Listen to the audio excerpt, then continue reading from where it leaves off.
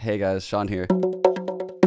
We had a pro team play Harbor this past week. Of course, had to be PRX. Throughout this tournament, actually, they played Harbor on several maps. They played him as a solo controller on Breeze, Fracture, and Icebox. One of the key complaints I've seen around the scene, and even as someone that tried Harbor ever since the playtest, I thought this agent has no stall potential. I don't know how he's going to replace Viper as a solo controller. I'm going to take a look at what they did on the attack side of this Icebox scheme. As you can see by the scoreboard, it didn't go too well for them, but I think they had a lot of really cool ideas. And this is on the old patch where Harbor only has one cascade. So I think looking forward to future tournaments, we'll probably see PRX continue this, and it's only going to get better for them as Harbor got buffed significantly in my opinion. So this team is very good that they're playing against. For those that don't know, Team Secret is a team in their region, in the VCT Pacific League. Harbor is going to make a lot of pressure for these B players. So he's playing off of the knife right now in B lobby because they're playing a KO. So you can see the bulk majority of the PRX players are playing over here outside of garage. They're going to wait for that knife to hit, and then they're going to progress up. You can see Chamber taking a couple jiggles, but this wall that Harbor threw, the cascade, they use it throughout the entire game. It's a super cool wall that's going to block a lot of vision of this long B area and basically put tons of pressure on you if you're a defensive player playing behind the yellow container over here. It is actually wild how much vision that blocks though, and you can see it would single out a fight for the person on top of crate. So with that, they end up walling, and this wall's also really cool. This is the high tide coming across, and Harbor can throw this safely from under the tube. So here you can see like the first key difference, I guess, in Viper's wall versus Harbor's wall, and what PRX is trying to accomplish with this. With this wall, they're essentially willing to take the fight into this zone.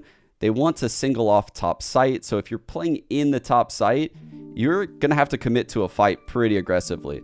Anyone on the bridge and back here have no fights available to them. And then it obviously cuts off Snowman, just like how a normal Viper wall would. They do a force buy on the second round, and again, we're going to see some cool stuff out of the Harbor. So Mindfreak invests into the cascade. Once he realizes that, there's no danger, he progresses over to this box in holding, and this is the first of many walls he's going to use that day. He's going to wait for this poison orb to kind of lose some of the toxins. It's going to cut across screens and get heaven. What a Viper wall would normally be able to do from here, except it allows you to take so many more fights around 410, looping the site. In addition to it, he's getting this wall on top of screens. So it opens up the top site plant, but also when you come back site, heaven is going to be blocked from the wall over here. Let's take a look at how they progress up to site now. So you can see he actually follows it up also with a cascade. So the cascade is right behind this Viper that we're watching right now, and his teammates are progressing up. If we go back and look at that one more time, look at the timing that his teammates take on this round. It's actually kind of insane. The Viper is going to be behind the wall now, and they're progressing up super quick.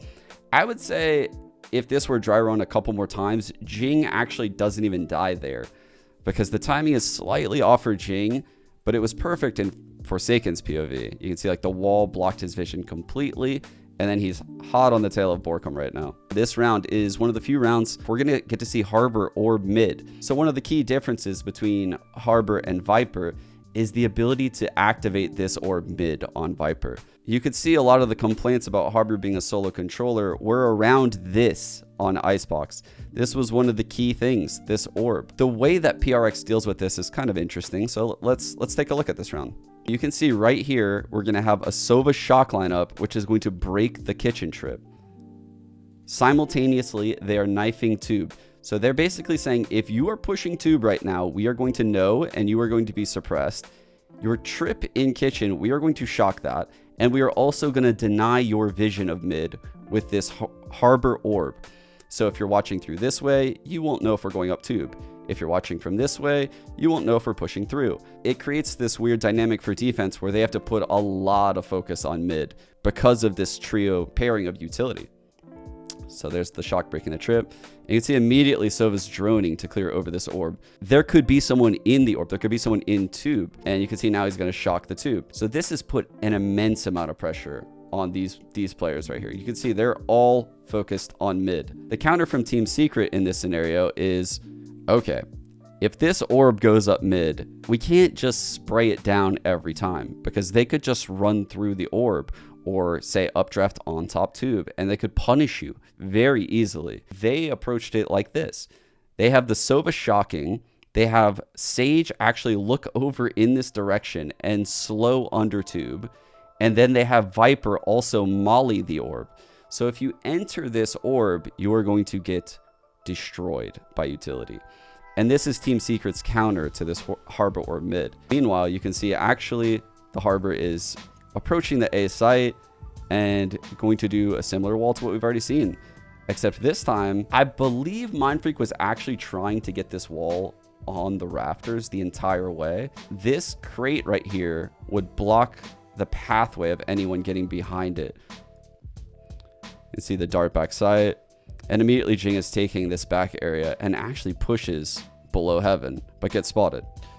So you can see they're using a lot of this Harbor utility in very creative ways, which is pretty much what we've come to expect when you watch a team like PRX. Again, we're going to have the same early round setup from the Harbor. He's going to orb mid, and he's going to get that same response from these players on Team Secret. He's going to get the molly into the orb, he's going to get the slow into the orb, and he's going to get Sova shocks as well. And the minor adjustment is that the trip is now moved, and the same shock lineup will not break it. This round is so cool because he actually opts to do a deeper wall because of all of this info I believe he just got into mid. He actually walls off deep screens now, as well as heaven. He has the ult, but instead of using it right now when he knows the site is empty, he's gonna wait, and there it is. And with that ult, you can see right away the pairing of the Jett and KO immediately aggress towards screens, and they just push in a stunned KO, a Viper who has to swing, just utter chaos. And this is why I think PRX will be a great team running Harbor. So this is where Harbor actually is incredible as well. When you have a set plan and your set plan kind of goes astray, you need to have a fallback plan. Viper is very static, where imagine you spawned here as a Viper, you threw your wall for screens, right?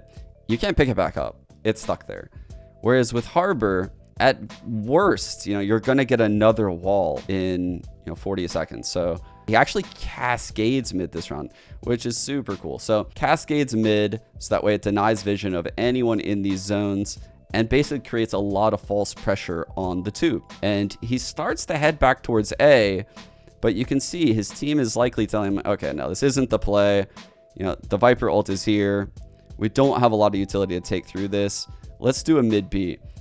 And this is where Harbor is insane, because he essentially can create an on-the-fly wall, but this is clearly not on the fly. There's a lot of purpose behind a wall like this.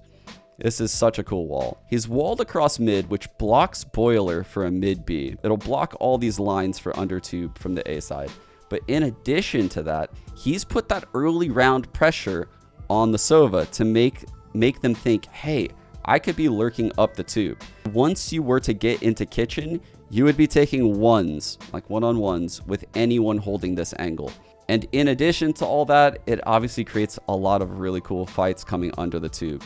It takes away a lot of the angles that this Sage wants to play, holding this split, and forces her in a lot more aggressive angle. So you can see, she has to step forward in front of this wall, gets hit with the KO ult, and F0rsakeN just kills her in a very unfavorable fight for her.